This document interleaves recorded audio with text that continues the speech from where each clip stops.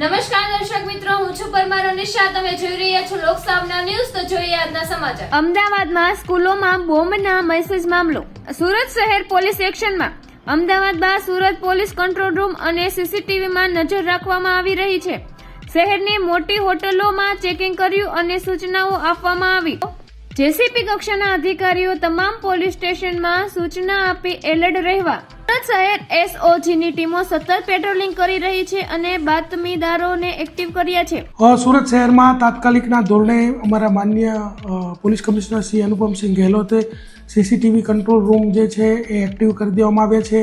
તેમજ તમામ જેટલી પણ હોટલો છે એનું ચેકિંગ ચાલુ કરી દેવામાં, પથિક સોફ્ટવેરમાં ઇન આઉટ એન્ટ્રી ચેક કરવામાં આવી રહી છે.